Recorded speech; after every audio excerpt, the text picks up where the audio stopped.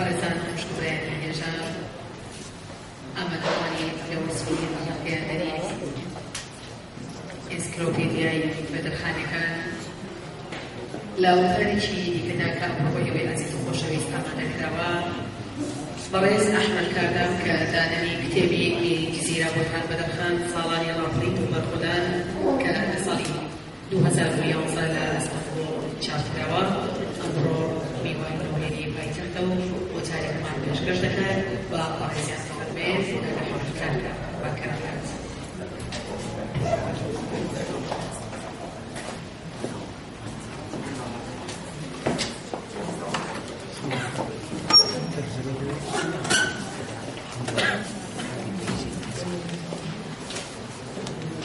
Good afternoon. I greet everybody in this room with sincere respect. I am also grateful to the organizers of this meeting for inviting me and offering me the honor of addressing you. Being one of the fifth generation grandsons of Mir Bedirxan, it is embarrassing for me not to be able to address you in Kurdish.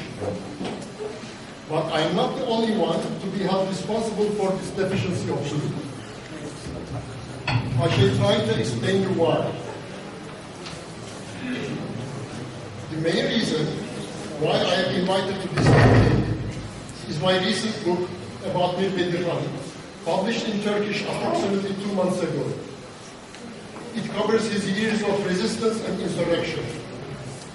As every book has a story of its own apart from its subject matter, this book of mine also has a peculiar story. This is my personal story of discovering who I am. Yes, I am partly a Kurd and one of the grandsons of Mir Bedirxan. But when I discovered this fact, I was already in my 50s. This may sound utter nonsense to you, but it is true. This is related with the nation-state building process in Turkey. During this process, it looks as if the state has given every family a bucket of water and a piece of cloth, so that they clean their original ethnic identities and raise their new generations as Turks. This is what my grandparents felt themselves compelled to do. And we, that is me, my sister and brother and my cousins, were all raised as white Turks. About 20 years ago, at the end of 1992, I received a New Year present from my elder sister. It was a thick envelope. In it was a short letter of her and a thin handwritten notebook in Arabic script with its transcription into Latin alphabet. In her letter, my sister wrote that our grandmother, shortly before her death, had given my sister the enclosed handwritten notebook, saying that biographies of family elders are written in it, and that she should keep it carefully. My sister could not read the Arabic script, and she also had no interest in the biographies of our family elders. So she put the notebook away and had forgotten about for 16 years. Then one day, she came across it in an old dossier and had it transcribed into Latin alphabet and sent it to me as a New Year present. I started reading the notebook. It was written in 1933 by my grandmother's father, Ragihandin Pasha, just before his death. Do I have to catch it here?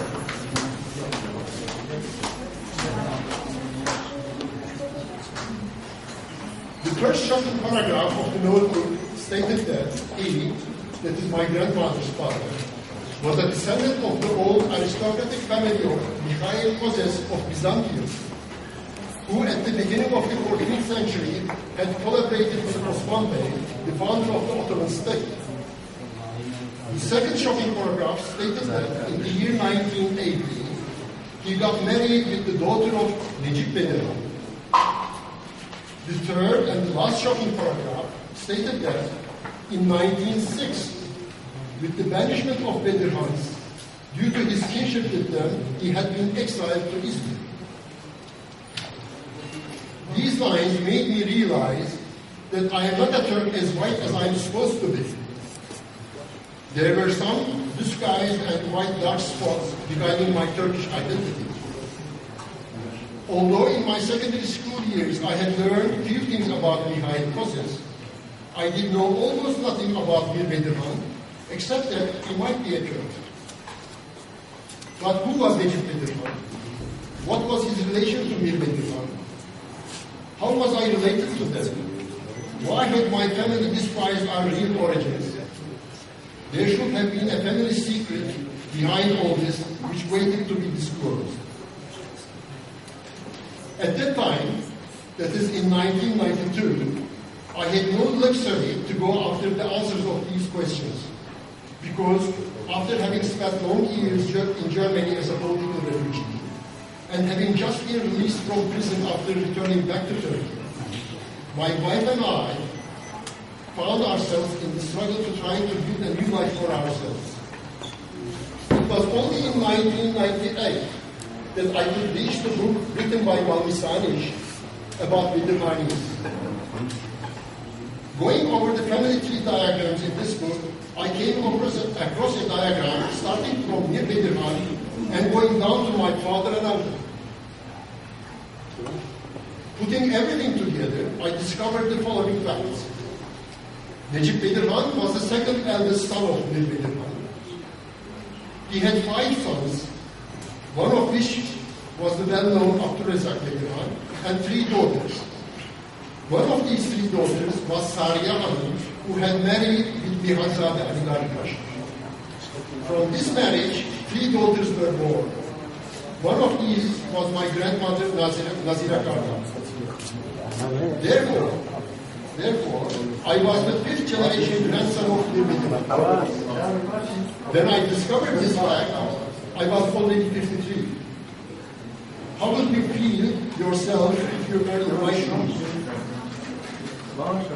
Another 9 years passed by working hard to earn my living. But in the meanwhile, I read everything I could find about Mir Bedirxan, about Bedirxanis, about the banishment of Bedirxans in 1906, and about my great-uncle, Abdurrezzak Bedirxan. Thereby, I started to disclose the secret why my grandparents and parents have covered up our Kurdish and Bedirxani identity. The story is as follows. When everything was going on safe and sound, in 1906, the fate of the Mirzazade Ali Gari Pasha family changed dramatically. In the spring of that year, Mayor of Istanbul, Rıdvan Pasha, was murdered. The chief suspect was Abdurrezzak Bedirxan, brother-in-law of Ali Gari Pasha. Abdurrezzak Bey and his 3 brothers, with many other Bedirxanis and relatives, were put into dungeons in Tripoli. And Ali Gari Pasha, then the governor of Mytilene, was sent to exile. Dozens of other Bedirxanis also shared the same fate. 2 years later, with the 1908 revolution of the Young Turks, which brought the Party of Union and Progress to power, a general amnesty was declared. And Ali Gari Pasha was restored as a governor of Mytilene, and thereafter he became the governor of Sargon. When Abdurrezzak Bedirxan was finally released from Tripoli dungeon in 1910, Ali Gari Pasha was suspended from his duty and was called back to Istanbul. While he was vainly appealing to be restored as a governor, in the meanwhile, Abdurrezzak Bedirxan had taken refuge in Tsarist Russia. He had started his political activities among the Kurds in the Iranian Kurdistan. While the Sublime Court, on the one hand, refused Ali Gari Pasha's appeal to be restored, on the other hand, demanded from Russia extradition of Abdurrezzak Bedirxan, and at the same time sent assassination teams to Iran to exterminate his body. With the outbreak of the First World War, Abdurrezzak Bedirxan moved into the Ottoman Kurdistan with the Russian army. His plan was to organize insurrections in Bokan and other parts of Kurdistan, and to encircle the Ottoman army from behind with the aim of attaining an independent Kurdistan. But when the Russian army withdrew from Van, he also had to abandon his plans and return to Russia. With the outbreak of the Socialist Revolution in November 1917, he had to leave Russia and was murdered in Mosul. But this was not all. After the establishment of the Republican regime in Turkey, Mustafa Kemal Pasha, in his famous speech delivered in 1927, charged Kamran Bedirxan and Celalet Bedirxan and thereby all Bedirxanis with treason. In the same year, articles appeared in the newspapers reminding the murder of Mayor of Istanbul by Bedirxanis. At that point, it appears that the family of Ali Galip Pasha somehow decided to cover up their original identities and to raise their children and grandchildren as decent white Turks so that they can lead easy and happy life. I never heard my father or uncle mentioning the names of their grandfathers Ali Galip Pasha, or their grandmothers Sariye Bedirxan, or their great-uncles Abdurrazak Bedirxan. Even my grandmother Nazira Kardam never talked about her mother or uncle. And curiously enough, we never asked questions about our ancestors. Now I realize that this subject was a taboo in the family. This explorative journey through time towards my real origin was an enlightening process. I'm not talking about intellectual enlightenment that I already have. Here I am talking about the very inner enlightenment that you feel in your body. It was this inner enlightenment that gave me the courage and the will to go into the Ottoman archives, to discover the details of the struggle that Bedirxan had given against the Ottomans, with its historical background, importance, and consequences. Having found more than 800 pages of archive material, of which only very few had seen daylight, I decided to turn my study into a book. Starting from 208, with 3 years of hard work, I finally completed my book. Here is this book.